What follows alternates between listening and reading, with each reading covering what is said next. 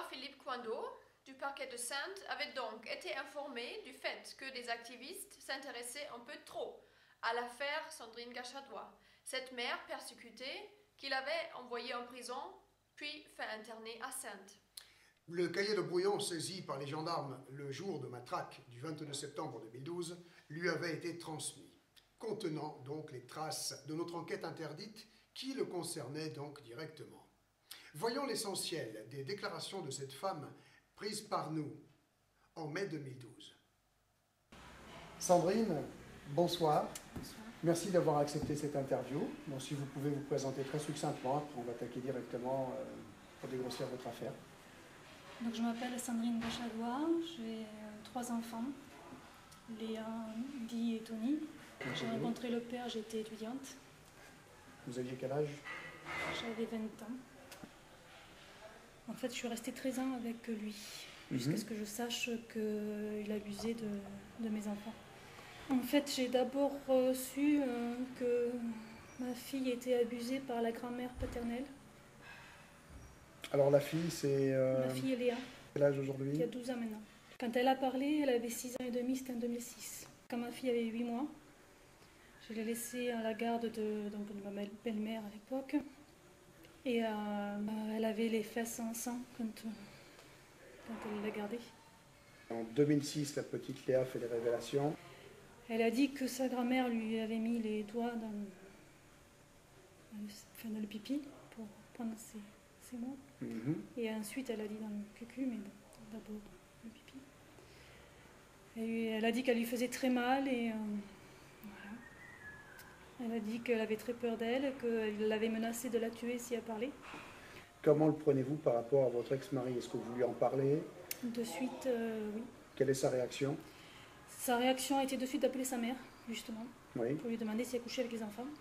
Carrément? Oui. En fait, il est devenu tout rouge, il s'est mis en colère et il a tourné les talons, il a pris le téléphone, il a demandé à sa mère si elle couchait avec les enfants. Quelle est la profession de votre ex-mari? Il est à la dire, sur la route. Et ses parents? Son père est marchand de biens et sa mère est dans l'éducation nationale, elle est entourée d'enfants. Quand Léa a parlé au mois de septembre, il y avait encore les psychiatres qui me disaient qu'avec l'affaire Outreau, c'était pas possible, qu'il fallait pas que je prenne en compte la parole de ma fille. Ils ont essayé de me dissuader.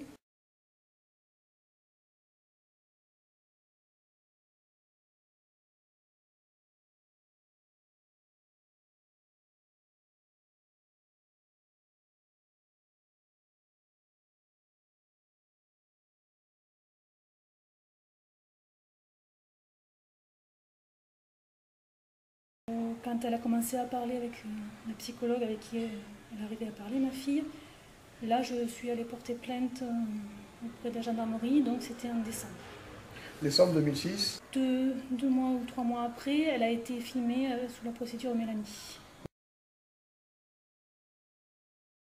Donc là, il y a la psychologue qui avait fait un rapport comme quoi ma fille avait des propos tout à fait cohérents. Elle avait tout dit. Elle avait dit les abus par rapport à sa grand-mère. Oui. Et aussi d'ailleurs que le grand-père avait été là pour voir, était complice en ayant été observateur des faits. D'accord, donc ça c'est ce qui ressort de l'audition de Léa. Ça de Mélanie, d'accord, elle avait déjà cette année. Est-ce que la psychologue a fait un signalement? Elle a fait un signalement. Bon, alors la suite de la procédure Mélanie, la psychologue qui donc vous fait les premiers retours, qui veut que l'audition était malheureusement pertinente, que la petite incriminait bien sa grand-mère, mais aussi son grand-père. Et est-ce que vous êtes ressorti avec un document, avec un papier? Non. Est-ce que vous avez pu voir la retranscription écrite? Non. Est-ce que vous avez, donc encore moins j'imagine, accès aux vidéos? Non, pas du tout.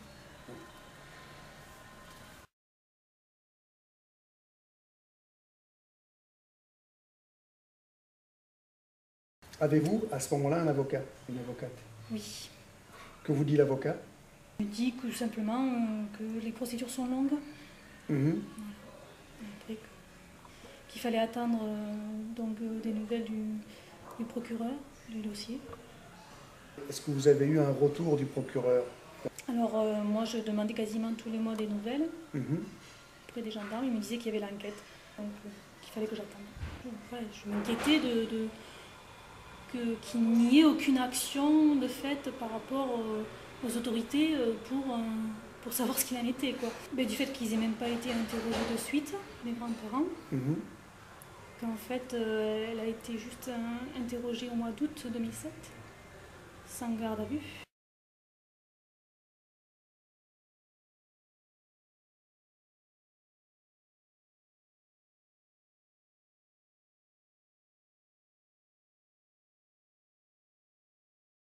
Qu'est-ce qui s'est passé après? Il y a un retour, il y a eu un classement sans suite? Alors, comme je me renseignais toujours auprès de la gendarmerie de Bourg-Madame, il y a le gendarme, toujours l'enquêtil, qui m'a dit que, c'est lui qui m'a averti qu'il y avait eu l'audition des grands-parents. Par contre, il m'avait dit que, vu le commentaire qu'avait donné l'autre gendarme avec qui il avait communiqué, qu'il n'y aurait sûrement pas de suite à ma plainte. Donc, suite à ça, le gendarme d'enquête, j'ai plus affaire à lui parce qu'il a muté. En tout cas, c'était pas de chance, quoi. Voilà. Ok. Celui qui nous avait suivis depuis le début, il n'était plus là.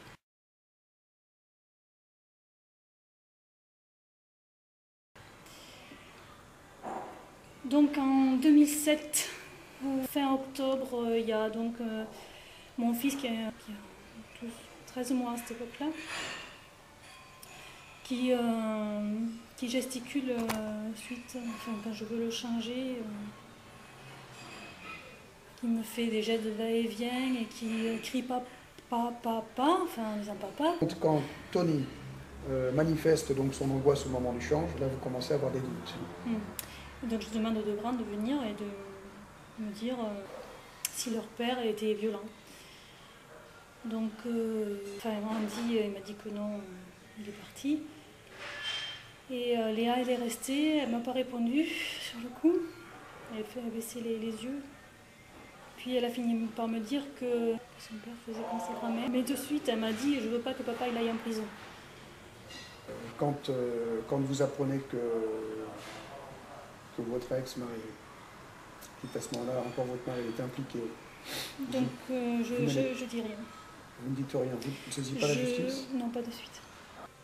Les procédures qui n'avançaient pas, des témoignages que je commençais tout juste à avoir de personnes qui n'arrivaient pas à avoir de justice, le dossier de la grand-mère qui allait être classé sans suite.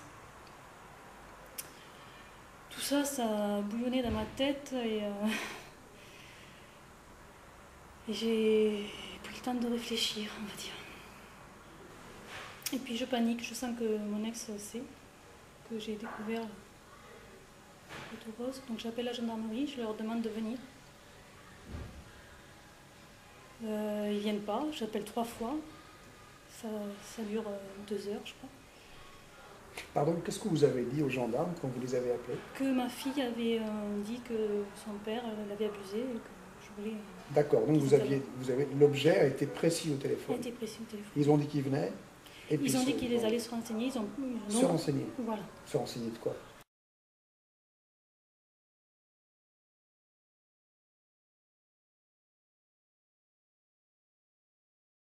Ils ont apparemment contacté le procureur. Ils ont regardé mon dossier.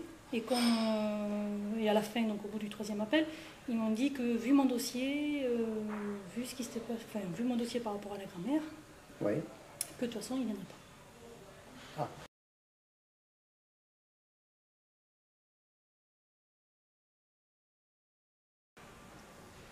Comment ça s'est passé alors? Alors là, il y avait 2 gendarmes, il y avait le gendarme Pastor et un autre. Et il m'a dit de venir, de venir parler à lui.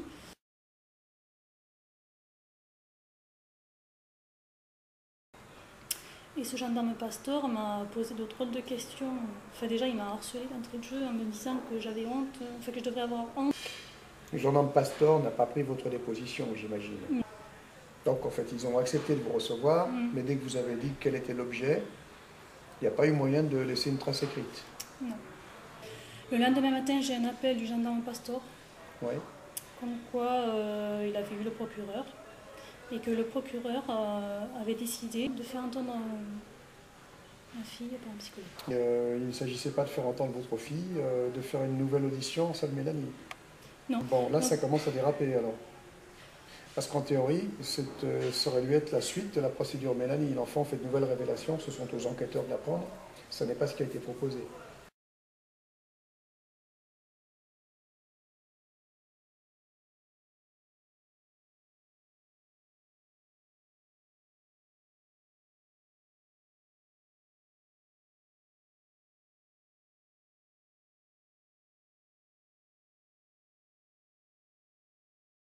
Donc, on m'a dit qu'il passerait dans l'après-midi. Donc, c'était Chez vous? Oui, c'est un psychiatre qui est venu. Vous avez son nom? Oui, monsieur Blayeneuf. Blayeneuf. Voilà. Je lui explique ce qui s'est passé depuis la grand-mère jusque-là, ce que je vous ai expliqué. Et ce psychiatre m'a dit que c'était pas grave que ma fille soit abusée par la grand-mère et le père. Il m'a dit que j'aurais pas justice et qu'on m'enlèverait les enfants si je persistais à vouloir porter plainte.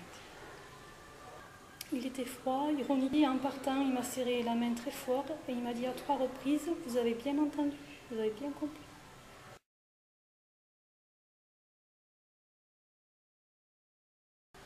Du coup, je pars chez mes parents avec les enfants. Bon, mes parents qui disent de laisser tomber aussi, hein. Ça fait une pression aussi. Donc je suis allée revoir une association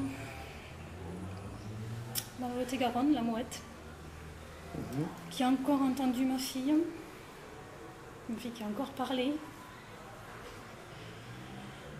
Elle a encore cru, cette association. Donc la Mouette fait de suite un signalement dans le 47, auprès du tribunal et Oui.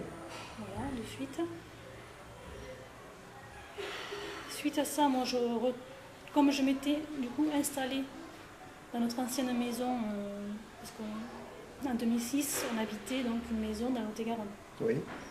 Elle n'était toujours pas vendue. D'accord. Donc je me suis réinstallée avec les enfants dans cette maison et j'ai remis les enfants à l'école où ils étaient avant d'ailleurs. Ok. Voilà.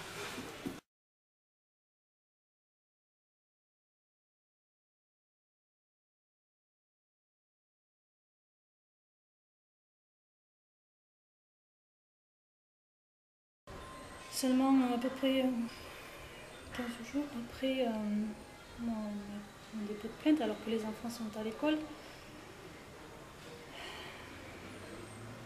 il y a mon ex qui débarque à la maison, qui me fait voir un document comme quoi il venait de toute façon récupérer les enfants, que j'avais pas le choix. Un document qui émanait de qui, de quoi? Du JAF de Perpignan.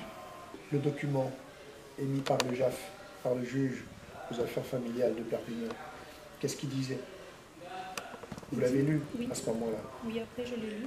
Oui. Il disait qu'il donnait la garde au père et que les enfants devaient retourner au domicile conjugal qui était sur Bourg-Madame. Conjugal avec le père. Oui. Sans moi. Mais vous ne pouviez pas, vous, retourner au domicile conjugal. À vous, vous étiez interdite de retourner au domicile conjugal.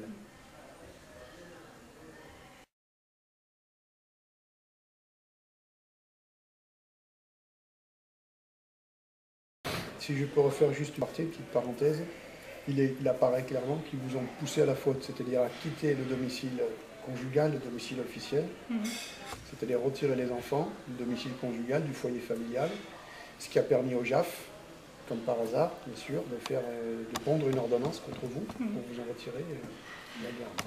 C'est un classique, bien sûr, avec la complicité des gendarmes.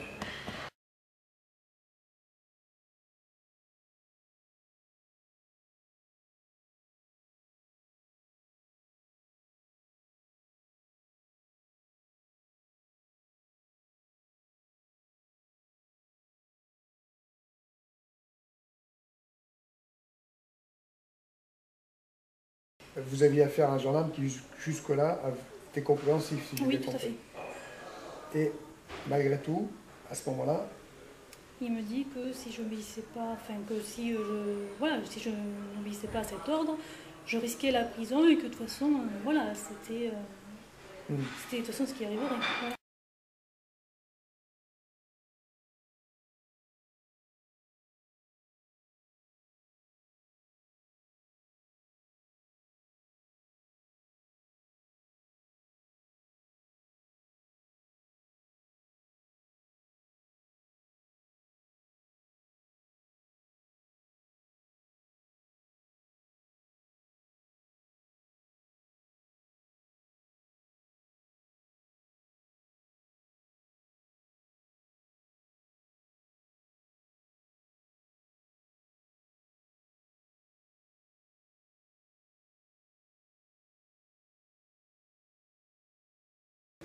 C'était en janvier 2008.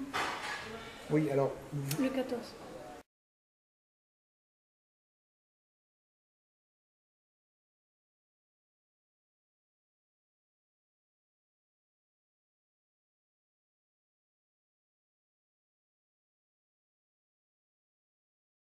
donc, vous sortez de la gendarmerie, vos enfants sont chez vos amis qui les ont récupérés de l'école. Comment ça se passe? Mais je suis suivie par les gendarmes et puis par mon ex. Et j'arrive donc chez les amis. Et là, je préviens d'abord les enfants qui vont partir avec le père.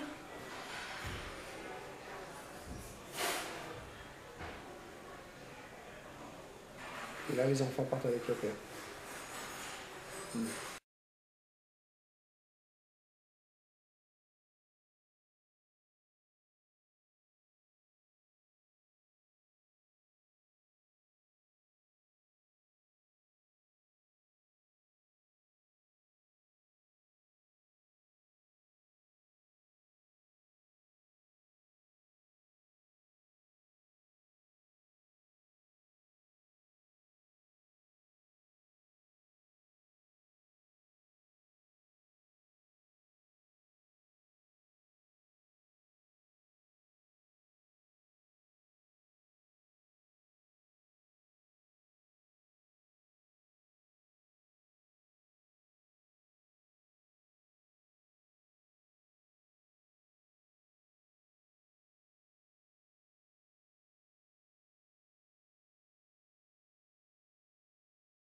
Parce que j'imagine que vous êtes terriblement inquiète, vos enfants sont toute la semaine avec le prédateur soupçonné.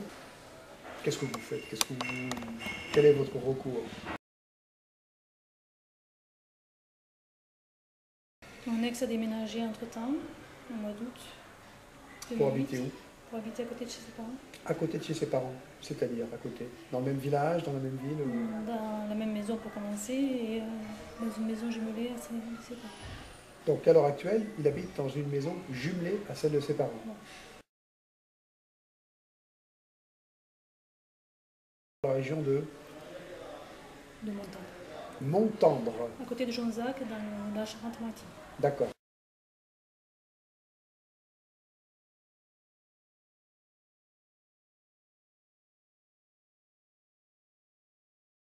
Il y a quand même dû y avoir un retour, non? Rien du tout. Il y a eu un placement sans suite. Classement sans suite, mais fantôme. Une trace, si j'ai bien compris.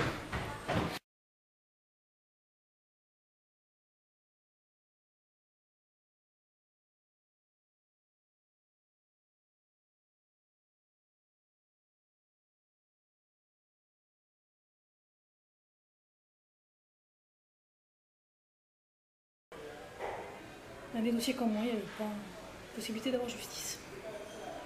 C'était d'autres avocats qui me l'avaient dit. D'autres avocats, vous avez déjà dit ça avant?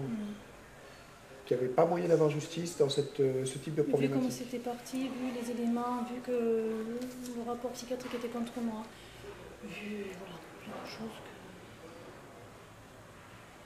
que... Jean-Pierre Joseph vous conseille quelque chose à ce moment-là? Conseil de partir. Jean-Pierre Joseph vous a conseillé de partir?